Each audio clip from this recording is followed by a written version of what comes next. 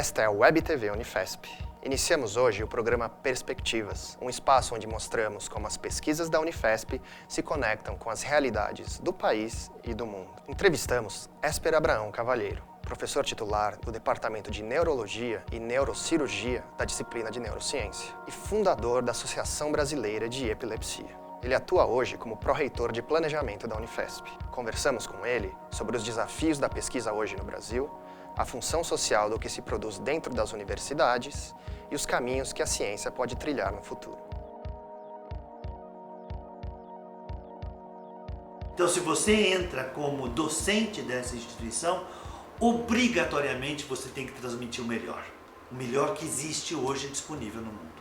Não é? Porque o povo está pagando para você fazer isso. Você veio se oferecer para ser um docente universitário. Então, à medida que você faz essa opção, ela tem que ser revestida do sagrado da profissão do professor. Esse já é o primeiro compromisso. O segundo é você fazer pesquisa, porque esse dinheiro que você usa para pesquisa, ele vem o quê? Ao lado do teu salário. Ele é um plus que você tem para poder comprar equipamento, pagar os insumos de uma investigação, muitas vezes com bolsa para os alunos que colaboram e assim vai. Um outro compromisso com a sociedade é que o seu trabalho tem que trazer benefício para que a sociedade possa se desenvolver. Existe um tripé que nós insistimos tanto, mas que para mim parece absolutamente natural. Eles são muito interligados. Quando você gera o conhecimento, você tem a obrigação de transmitir o que você gerou e, além disso, ver os benefícios que isso pode trazer para a sociedade. Essa é a tristeza que nós vemos na ciência brasileira, porque nós temos esses altos e baixos que são naturais da nossa economia, que não é forte, que não tem pujança, que depende de commodities. O que nós acreditamos, de certa forma, não é uma visão minha, mas é uma visão compartilhada por cientistas no mundo todo, é que a pesquisa ela precisa de uma constância, de uma sustentabilidade garantida por longos períodos do tempo. Né? E isto numa economia frágil não pode acontecer, não acontece, porque deixa de ser um programa de longa miragem para durar enquanto durou o teu dinheiro, porque o próximo você não garante. Então, quando você compra um equipamento, que às vezes nós chegamos a comprar de milhares ou milhões de dólares, às vezes, e que você não pode manter ele funcionando por falta dos suplementos, que é material de consumo, tudo isso é uma tragédia. Nós discutimos muito que vai desde o problema da importação no Brasil, que ele é longuíssimo para a pesquisa, não conseguimos resolver. Por que nós não entendemos? Por que a nossa importação é entendida como qualquer outra importação?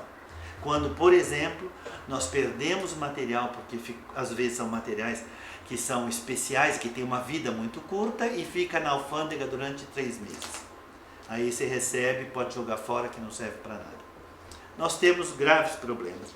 São Paulo, e de certa forma alguns estados mais recentemente, se diferenciou por causa da FAPESP. A FAPESP garantia e garante a continuidade do trabalho. Quando ela te dá um montante de dinheiro, esse montante de dinheiro não desaparece, ele está ali para você, e se for em dólar, esse dinheiro é corrigido de acordo com o valor do dólar até você terminar o teu projeto. Porque depois da Segunda Guerra Mundial, a ciência saiu da sua torre de marfim. Ninguém podia dizer mais isto depois que fizeram com a bomba atômica. Seu diálogo com a sociedade é quase que obrigatório. Hoje, quando você vê o uso dos drones, não é possível que a população não discuta.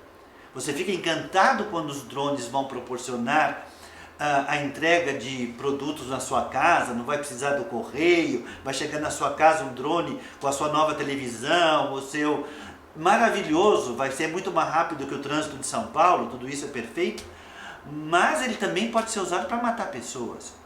Quer dizer, este lado do compromisso bilateral entre quem paga a pesquisa e quem faz a pesquisa tem que estar estabelecido no Código Mundial. Não dá mais para dizer, a minha pesquisa é inocente. Não existe pesquisa inocente.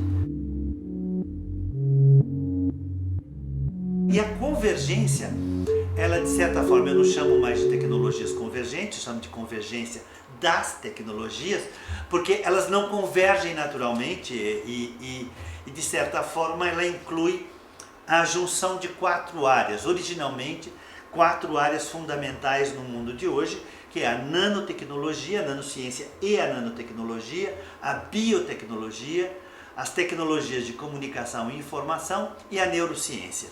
São 4 áreas que tiveram grande avanço nos últimos 10 anos, nos últimos 20 anos. Vamos ser bondosos para isso. E de certa forma essas 4 áreas, se combinadas, podem olhar as questões humanas em conjunto. Então é provável que 2 a 2 ou 3 entre elas, ou todas as 4 juntas, possa trazer soluções para problemas antigos que nós não conseguimos solucionar olhando apenas por um prisma. Eu costumo dar como exemplo uma coisa muito comum que é o diabetes. O diabetes, nós sabemos, está crescendo em toda a população por erro alimentar, por falta de exercício ou até por carga genética que está se acumulando em algumas pessoas e assim vai.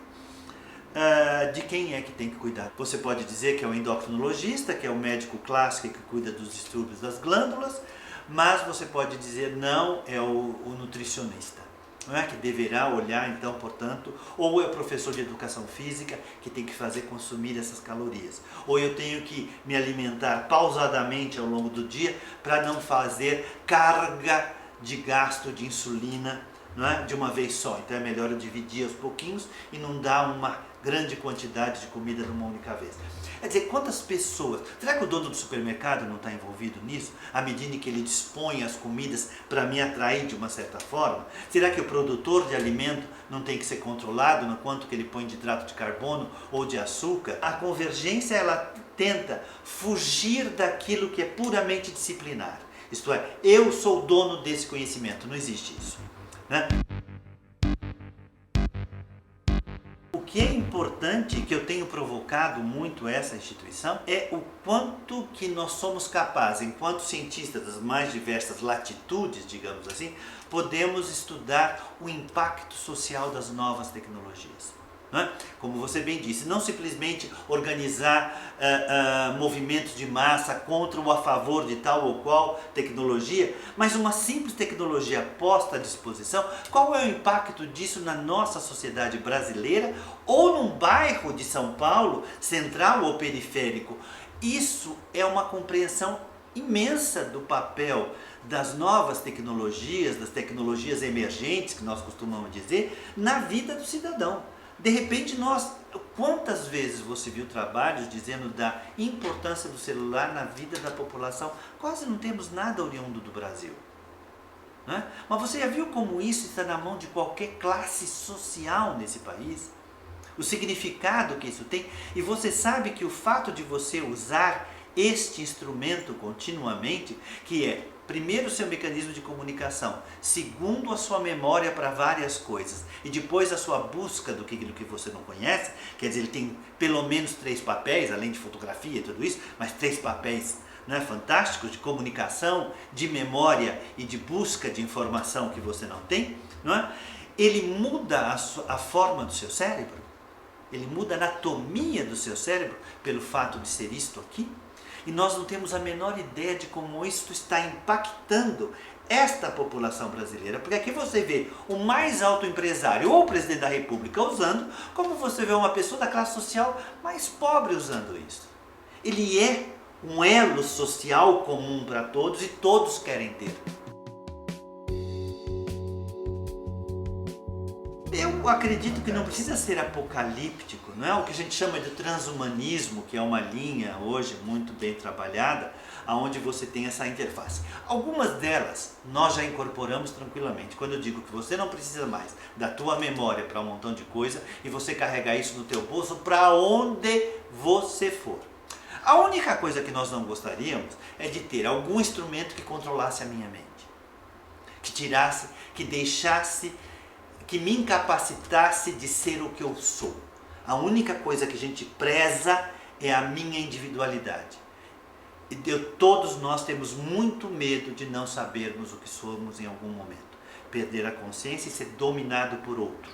Isso é o pior, não é? Mas até chegar lá, nós temos um espaço imenso, não é? Todo mundo que não tem um braço adoraria ter um braço refeito, integralmente, com todo o potencial. Você vê que você perder um olho, você tem um olho novo para ver exatamente como você vê com seus dois, o que a gente já faz com implante de cóclea, né, para quem tem surdez. Pô, nós já somos, não é, de certa forma, transhumanos, nós temos uma miscigenação já com a máquina. Agora, cabe a nós dizermos até onde a gente quer ir com isso, porque potencialidade nós temos completa.